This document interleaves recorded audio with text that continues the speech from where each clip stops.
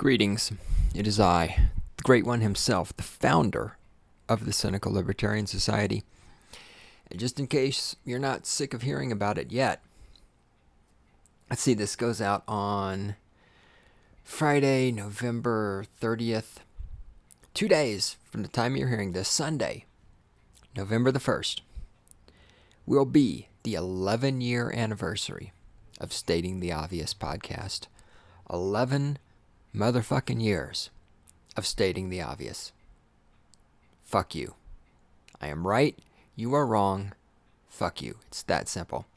I said so because I have a shot of Jose Cuervo Gold right here. Now, that's not what I'm here to talk about. We're not going to... Actually, I was about to say we're not going to talk about me, but actually we're going to talk about me. Specifically, we're going to talk about why somebody doesn't clean this fucking house up. But we're also going to talk about this. We're going to talk about the day that I ceased to exist. So here's the deal. I get this email from my mother. I need to sign some papers for the bank. Ow! Ow, damn. That's what happens when you get comfortable. You feel pain. All right, got an email from my mother. She's sending me some papers from the bank. I need to sign these papers so that when she kicks the bucket, I can get her money. So I'm like, okay, that sounds cool. I like money.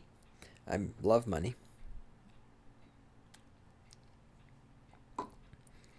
And she told me that I have to send a photocopy of my driver's license because the photocopy of the driver's license the bank has on file from when I've signed papers in the past has expired. So I'm like, really? So I go and I find my driver's license and I look at it and sure enough, it expired 2.5 months ago. Oh, that's interesting. All right, well, now here's what's interesting to me. Your driver's license is this universally accepted identification card, right? People look at your driver's license to identify who you are. Now, I'm talking about outside the context of this being a license to operate an automobile. Okay? Like, just for example, I'm going to identify myself to the bank. There's no automobile driving involved. Or let's say I'm going to a bar and I'm getting carded so that they can decide that, my body is old enough that it has permission from the government to drink alcohol because, of course, we all know we own our own bodies and we don't need permission from anybody else to do anything with our bodies as long as what we're doing with our bodies is getting an abortion. If you're going to put alcohol in your body, well, in fact, you do need permission from the government because the government owns your body. Anyway, the fact that the driver's license was expired means that, according to the bank, it's no longer a valid identification. Now, I think this is interesting because it still has my picture, my name, everything else. When the driver's license expired, what exactly is different? Now, again, we're not talking about it in the context of driving an automobile. If let's assume that you need a license to drive an automobile, so shit. Okay, that's fine. So your driver's license is expired. This means, you cannot pilot an automobile until you've renewed it. Now, of course, renewing it does not, which I did online, doesn't involve any type of driving test. There's nothing here to prove that I'm still competent or capable of operating an automobile before they give me a new one. I just went on the internet, clicked a few buttons, put in my credit card number, and bang, they mailed me a new driver's license. So ignoring the fact that the driver's license doesn't actually do anything to validate my skills at piloting an automobile and is therefore essentially useless, why is it that an expired driver's license and something like, think about a passport. How does a passport expire? Being given an identification card by the government that expires, how does your identification expire? How does who you are expire? Again, if I went to a bar and I showed them this driver's license, and they said, well, we can't serve you a beer because you don't have proof that you're over the age of 21. It's like, well, no, I have a driver's license right here. It's expired. So, because it's expired, I can't be over the age of 21. And this didn't happen because I only go to the same bars over and over, and the people there know me, and I haven't been carded in ages. Because I go to the same 5 sitting 5. I'm pretty sure it's just 5. I go to these same 5 drinking establishments all the time. I never get carded because they know who I am.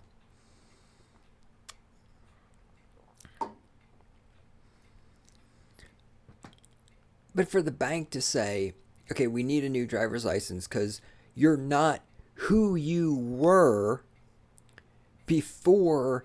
Before this driver's license expired, you were you.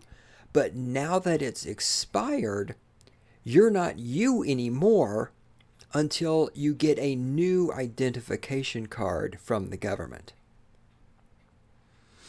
I just find this massively fascinating in a society where people claim that they are not slaves and that they are not the property of the government. And yet, in a sense, there are ways in which I do not exist legally. Right now, I do not legally exist to the bank because I do not have a valid driver's license. I don't exist to the bank. The bank will not let me sign a piece of paper.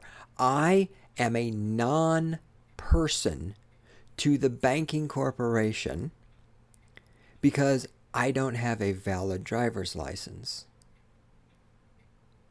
Now, if only this would work with the IRS, if I could say to the IRS, I don't have to pay taxes this year, I don't have a valid driver's license, I don't actually exist. But of course, it's not going to work that way. What's also interesting is that I've been using this same driver's license that's been expired for 2.5 months God, my floor is dirty, to identify myself at my credit union.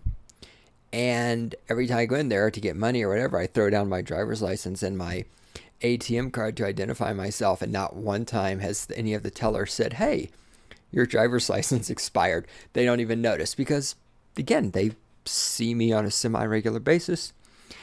There's a couple of them who recognize me by this point. God, if not all of them by this point. But just think about that. When you're talking to some of your fucking little fuckwad statist friends, and they're telling you about how sheeple are not slaves, how we are not the property of the government, how the government doesn't view us as property. Point out things like that. That how is it that your driver's license can expire and you can essentially legally cease to exist in some context, such as signing papers at the bank. It's kind of bizarre. It's a little weird. It's a little wonky. It's a little strange.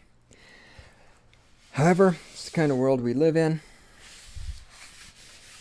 And this sort of stuff means that I will never, ever, ever run out of material for this podcast. And I can easily promise you that there's going to be another 11 years, providing I don't fall over and tumble down the stairs like I almost did. I am currently going through a giant pile of resource material for upcoming episodes. I have a book. I have been looking at this book. I've been doing what I call spot reading, which for those of you new to the podcast, spot reading is a system by which when I get a book, I take it, I throw it on the floor in the bathroom, And when I go in there to take a shit, I pick the book up, I open up to a random page, and I start reading. And the question is, do I get drawn in and hooked or not? And so if I can spot read the book about 5 times, and at no point do I sit there and think, man, I really want to keep reading this, then that means I don't read the book. This book, I really wasn't even going to go into this, but I'm going to. This book, you may have heard of it. It is called Date-onomics: How Dating Became a Lopsided Numbers Game. It's by John Birger. B-I-R-G-E-R. I'm not sure how to pronounce his last name. Now, again, I've only been spot reading it, but I am excited to read this book because so far, every time I have opened this book up and started reading a random page, the entire book is about everything that is wrong with men and how men are just not providing women with what women need so that those men can be dateable and marryable and make children with these women. There has not been a single criticism in this book of women yet, but there's been plenty of evaluation of why men are just fucking not stepping up and doing what they're supposed to do. So I'm pretty fucking excited to read this, and I can guarantee you there is going to be a Stating the Obvious series based on this. And of course, there's about women who go to college only want to marry men who have gone to college. And yet there's a little problem here because more women go to college than men. And they're fucked. And of course, the answer is that you men need to man up and go to college. No. And then, of course, what was hilarious? This is fucking hilarious. Let me tell you this, then I'm going to stop. This man actually writes in this book. He actually writes in this book that women who are unmarried and in their 40s and have gone to college are all these wonderful, competent, capable, just wonderful women, and nobody can understand why they're single. And then he writes that all the men in their 40s who don't have wives or girlfriends and went to college, well, they're all essentially scumbags. Like, whoa, damn. Could you just be a little more hateful here? Could you be a little more bullshitty? Could you be a little stupider? And so it'll be interesting, too, to see if in this book there is at any point laid out some criteria of what exactly it is that's supposed to make men dating material for these wonderful 40-year-old college-educated women who are so smart and intelligent and such great catches, but oh my God, they just can't find any men because there's just not enough college-educated men to go around. Because that's a question. If you're saying that women, I'm not going to talk about this book at all. If you're going to say that these women can't find men to date, well, what are their criteria? And I already know from spot reading the book that one criteria is that they're only going to date men who have gone to college. So what are the other criteria here? It's going to be interesting to see if this is even addressed. I suspect it never will be because, feminism and shit like that. All right, anyway, now I'm just babbling, and I got a lot of shit to do, and I still got some Jose Cuervo to drink. And anyway, 11 years, Stating the Obvious, this Sunday, November the 1st, 11th year anniversary. I will actually be at the theater with a friend of mine watching a fucking show and having some drinks because it's a dinner theater. It's going to be fucking awesome. And yeah, so I will see you Monday. I'm considering some changes for, nothing. I'm considering adding another podcast to the lineup. We'll see what happens. I don't want to give too much away. But I'm considering some stuff. And like I said, I got so much good material coming up. Oh my God. It's all a matter of me fucking doing the work. And since I'm babbling on and essentially doing a metacast, I'll also remind you that November and December are work-wise my busiest months out of the year, other than August. And so there may be more repeats in the next 2 months than you're used to. Suck it up. deal with it. Get a life. I know that you love to hear me rant 3 days a week and all that other shit, but trust me, if you don't get fresh podcasts from me, you will live, because I am the great one, but I am not a great man, and you can fucking think for yourself. All right. Yeah, that's it. See you guys. Now I'm really going to shut up, and I'm out of here.